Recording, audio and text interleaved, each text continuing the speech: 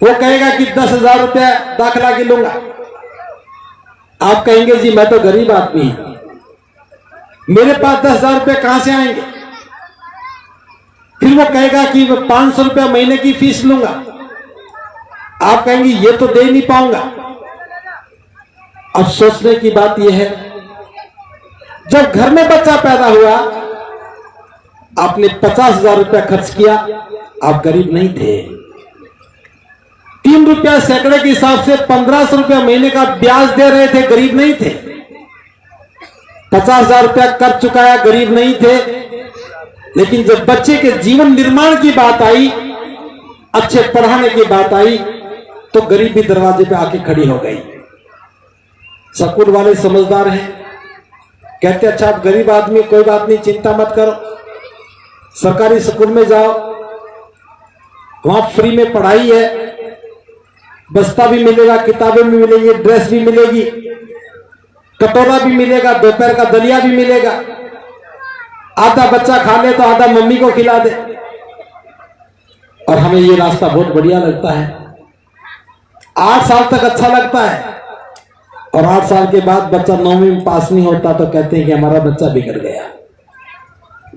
बस इतनी बात समझने की है। अगर इतनी बात समझ में आई, जब बच्चा पैदा हुआ तो आपने योजना बनाई, जिठानी कितनी है, जेठ कितना है, सास कितने, ससुर कितने, कौन स्वर्ग में कौन नरक में, सबका हिसाब रखा। रिश्तेदारों भी मिल गए, वो भी पैसा खर्च कर रहे हैं, आप भी पैसा खर्च कर रहे हैं। एक दिन के लड्डू से बच्चे का जीवन नहीं संवरा। जिसने खाए उनको भी नाम याद नहीं है, जिसको खिलाया उनकी कोई सूची नहीं है। लेकिन जब बच्चे के जीवन बनाने की बात आई तो उनमें से एक भी आदमी आगे नहीं आता। बताओ किसी बच्चे के दाखिले के समय वो सारे लोग इकट्ठे हो जाते हो कि 4 लड्डू हमने भी खाए थे, चलो 100 रुपया हम भी देते हैं। तो क्या इन परंपराओं पर सोचने की आवश्यकता नहीं है? तो मैं सभी नौजवानों से आह्वान करता हूं, अगर ये बात समझ में आ गई, ये इज्जत बनाने की बात नहीं है, ये जीवन को बिगाड़ने की बात है। बस यही बात समझ में आ जाए तो आप बौद्ध हैं, और समझ में नहीं आए तो अबौद्ध हैं। और समझ में आने के बाद क्या करना है? बच्चा पैदा होने के 20 दिन के बाद, महीने के बाद, जैसा भी आपके घर में सुविधा हो, बच्चे का नामकरण संस्कार बौद्ध रीति से करे। जो भी धर्मभूमि के प्रशिक्षित लोग हैं, जो संस्कार करवाना जानते हैं, उनको बुलाएं और अपने घर में ही बच्चे का नामकरण संस्कार करें। किसी की कपड़े मंगवाने की आवश्यकता नहीं है, किसी की लिस्ट बनाने की आवश्यकता नहीं है, सगे संबंधियों से कुछ सामान मंगवाने की आवश्यकता नहीं है। अपने घर में बुद्ध बाबा साहब की तस्वीर लगा करके 2 किलो फूल और 5 मोमबत्तियां मंगवा करके संस्कार करवाएं, और जितने लोग घर में आए हों उन सबको 1-1 कटोरी पायस का भोजन, खीर का भोजन आपको देना है। और थोड़े से पैसे में कार्यक्रम हो गया। अगर आपके पास पैसे बचे तो वो पैसे बच्चे के नाम बैंक में फिक्स डिपॉजिट करवा दो। अगर सगे संबंधी भी कहें कि हम भी बच्चे के लिए कुछ करना चाहते हैं, तो उनको बैंक में तुम भी जमा करवा दो। अगर दोनों परिवार मिलकर के 50,000 रुपया बैंक में जमा करवा दे, 7 साल में 1 लाख हो जाएंगे, 14 साल में 2 लाख हो जाएंगे, और 21 साल की उम्र होगी उस बच्चे के पास तो 4 लाख रुपया बैंक में जमा हो जाएगा। बस इतना सा सोचना है। एक दिन लड्डू ना खिलाने की बजाय वो पैसा बचा करके बच्चे के नाम बैंक में जमा करवा दो। 21 साल के बाद उस बच्चे के पास 4 लाख रुपया होगा। अगर वो पढ़ लिख गया, उस 4 लाख से कारोबार करेगा। और ऐसी कोई लड़की मिल जाए जिसके माँ बाप भी इतने समझदार थे, उन्होंने भी 50,000 जमा करवा दिया था, दोनों की शादी हो जाए तो 8 लाख रुपए की पूंजी आपके हाथ में आ जाए। एक छोटा सा फैसला जीवन बदल सकता है, और एक छोटा सा फैसला आपके जीवन में खुशियां लेके आ सकता है। कौन सी आफत आने वाली है? बस हिम्मत की बात है। जो हिम्मत करेगा वो बचेगा, और जो समाज को देखेगा, लोग क्या कहेंगे, मेरे घर में भी कपड़े आए थे, मैं कैसे लौटाऊं। एक बार घोषणा कर दो कि आज के बाद ना कुछ लेना ना कुछ देना। और जिन जिन लोगों ने इस काम को किया है उनका जीवन बदला है। बच्चा पढ़ने लगा, जरूरत पड़ी बच्चे को 50,000 रुपया चाहिए, उसे अच्छे स्कूल में दाखिला लेना है और बच्चे के नाम पर बैंक में 1 लाख रुपया जमा है, निकाल करके फीस भर दोगे। फिर कभी जरूरत पड़ी 10,000 की, निकाल के फीस भर दोगे। सारा पैसा खर्च भी हो जाए और बच्चा ठीक से पढ़ जाए तो यह पैसा जीवन संवारने में काम आया। प्रबुद्ध उपासक उपासिकाओं, बस इतनी बात समझने की है जो मैंने पहले कहानी बताई थी। जो ठीक से सुनता है, ठीक से समझता है, ठीक चल पड़ता है, उसका भला होता है, और जो सुनता नहीं, समझता नहीं, चलता नहीं, उसका कल्याण नहीं होता है। तो पहली परंपरा जन्म बोझ से जुड़ी है, इसे बदलिए। बिना बौद्ध बने ये बात नहीं बनेगी। और दूसरी बात जो बहुत बड़ा जीवन पर प्रभाव डालने वाली है, वो है जब बच्चे की शादी होनी हो। इस परंपरा को पूर्ण रूप से बदलना है। लड़का और लड़की ठीक से समझ में आ जाएं, दोनों परिवार ठीक से लड़के की जांच करें, दोनों परिवार लड़की की जांच करें, दोनों समझ में आ जाएं, सहमति बन जाए, तो दोनों में से किसी के एक घर में बैठ करके निश्चय पत्र भरो। निश्चय पत्र का मतलब है ये लड़की है, ये लड़का है, ये इनके माता पिता है, इनकी सहमति से, माता पिता की अनुमति से इनकी शादी निश्चित हो गई। तारीख लिख दी, समय लिख दिया, दिन के 12 बजे 11 बजे इस बुद्ध विहार में होना निश्चित हुआ। परिवार के दस्तक हो गए, दोहरी प्रति में हमने निश्चय पत्र भरा, एक लड़की पक्ष ने ले ली, एक लड़के पक्ष को दे दी। जिस घर में बैठ करके निश्चय भरा उसने चाय पानी पिला दी। बस पहला संस्कार तो यही है, पहला संस्कार है निश्चय पत्र भरने का। शादी निश्चित होने के बाद आपको कुछ नहीं करना। जिस दिन शादी होनी है उस दिन दोनों परिवार बुद्ध विहार में जाएं।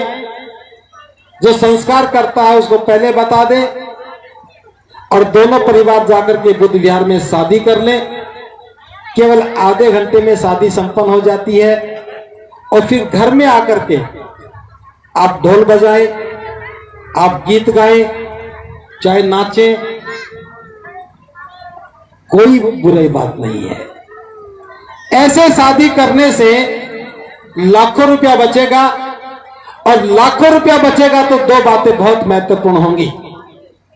इस बात को ध्यान से समझना। दो बातें बहुत महत्वपूर्ण क्या होंगी? पहली बात तो यह होगी कि हम कर्जदार नहीं बनेंगे।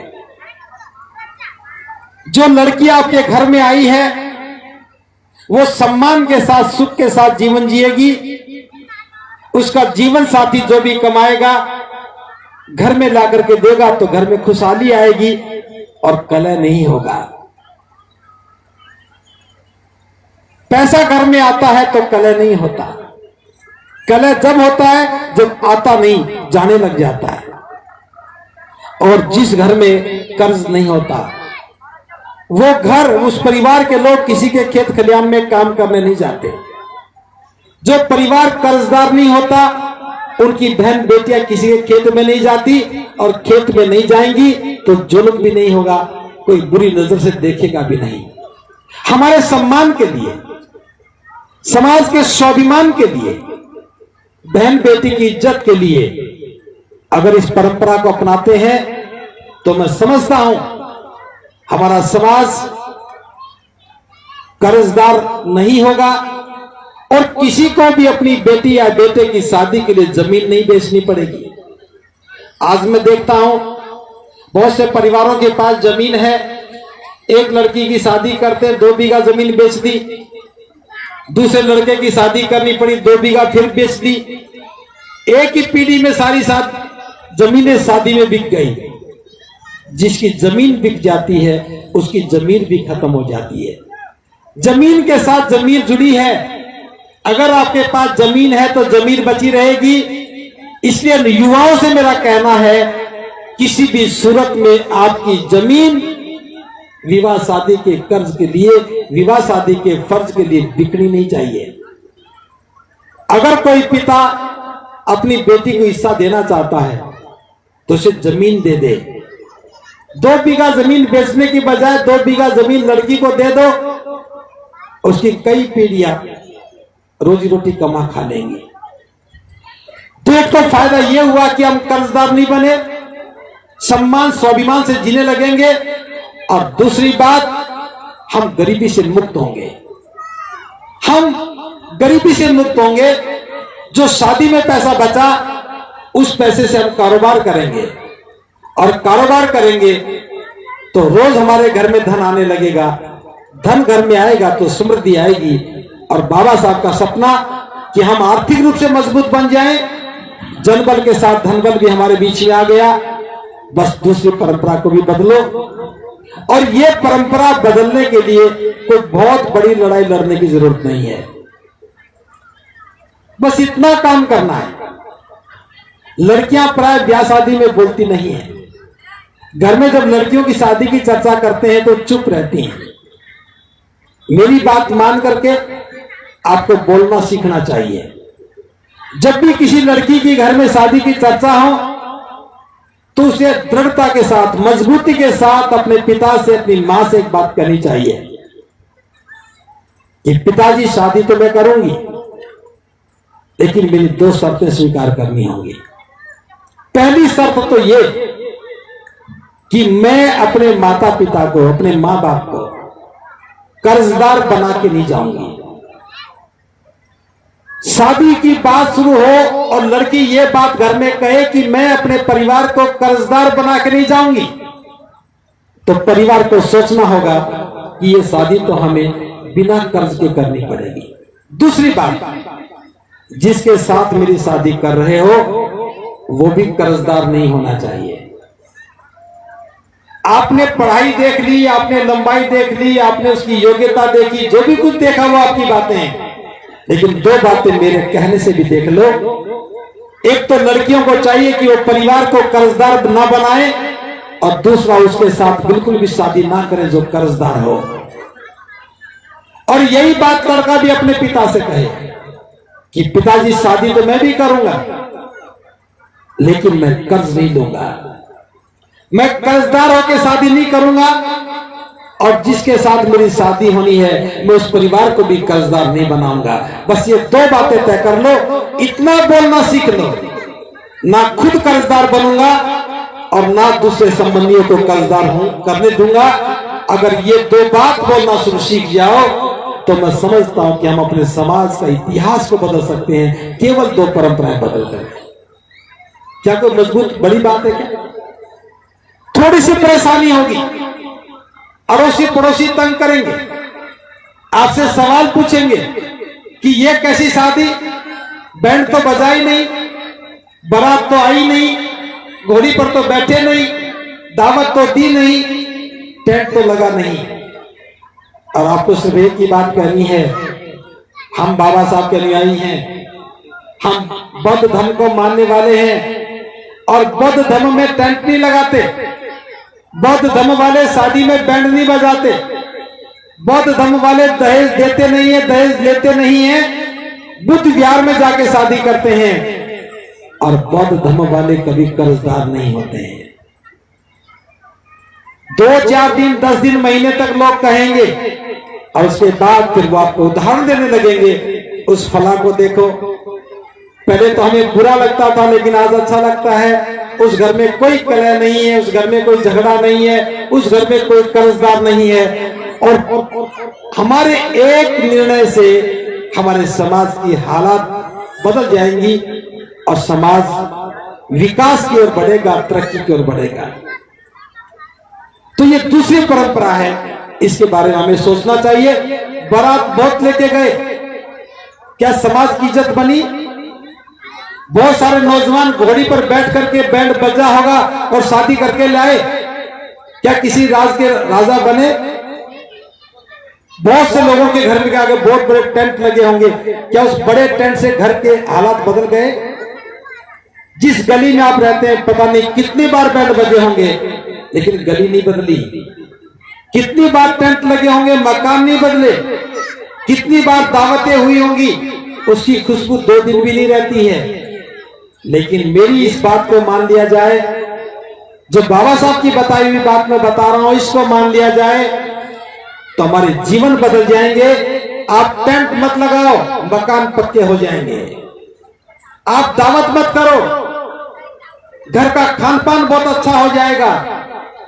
आप दिखावा मत करो, बच्चों की पढ़ाई के लिए पूरा खर्च करने को मिलेगा। 4 लाख रुपए खर्च करते तो कम से कम 10,000 रुपया महीने का ब्याज बनता है, वो पैसा बचेगा। कर्ज लौटाना नहीं है, इसलिए जो कमाओगे घर में आएगा, सुख सुविधाएं मिलने लगेंगी। तो ये बात केवल युवा मन समझ सकता है, नौजवान समझ सकता है, और जो परंपराओं के बोझ से बूढ़े हो गए उनकी समझ में नहीं आने वाली। और तीसरी बात, जब कोई व्यक्ति मर जाए तो मृत्यु भोज नहीं होना चाहिए। उनकी 4 हड्डियां लेकर के गंगा जाने की जरूरत नहीं है। महाकाल बुद्ध ने कहा है 4 तत्वों से हमारा शरीर बना है। एक पृथ्वी तत्व है, एक वायु, अग्नि, जल। मरने के बाद ये चारों बिखर जाती हैं। उस शरीर में से हवा निकल के हवा में चली गई, पानी निकल करके पानी में चला गया, आग निकल करके आग में चली गई, और जो उसमें पृथ्वी धातु थी वो पृथ्वी में चली गई। चारों चीजें अपनी जगह चली गई। वायु वायु में है, पानी पानी में, अग्नि अग्नि में, और पृथ्वी पृथ्वी में। अब 4 हड्डियां उठा करके गंगा में ले जाकर डाल भी दोगे तो उस व्यक्ति का क्या होना है? इसलिए मरने के बाद, अंतिम संस्कार करने के बाद अगर अस्थियां उठानी हो तो उठा करके अपने खेत में दबा दो। खेत नहीं हो तो किसी पेड़ की जड़ को खोद के उसमें डाल दो, क्योंकि वो मिट्टी तो मिट्टी में जाएगी। और ये परंपरा बदलने से भी कर्ज से मुक्ति होगी। 4 दिन के बाद शांति पाठ करो, धर्म की देशना करो, कल्याण का मार्ग खुल जाएगा। बस ये 3 बातें आपकी समझ में आ जाए तो समझ में आ जाएगा कि बुद्ध की शरण में जाना समस्याओं का समाधान है। बुद्ध की शरण में जाने का मतलब किसी को चिढ़ाना नहीं है, किसी के विरुद्ध बोलना नहीं है। बुद्ध की शरण में जाने का मतलब है अपनी समस्याओं के समाधान खोज लेना। इसलिए सम्मान के साथ, स्वाभिमान के साथ हमें इस काम को करना है। हमारे एक परंपरा है, लड़की की शादी होती है तो कन्यादान देते हैं। और कन्यादान में आप क्या देते हैं? या तो थोड़ा रुपया देते होंगे, या कोई सोने चांदी का आभूषण देते होंगे। मेरा इतना कहना है, कन्यादान के लिए इन चीजों की आवश्यकता नहीं है। अगर कन्यादान देना है तो अपनी बेटी को स्वाभिमान दो, अपनी बेटी को सुरक्षा दो, अपनी बेटी सम्मान से रह सके उसका ऐसा रहन सहन दो।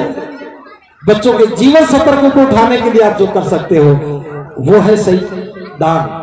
इसलिए बौद्ध धर्म में कोई कन्यादान नहीं है। कोई भी कन्यादान ना दे, बस उसके जीवन को सुंदर बनाने का रास्ता खोल दे।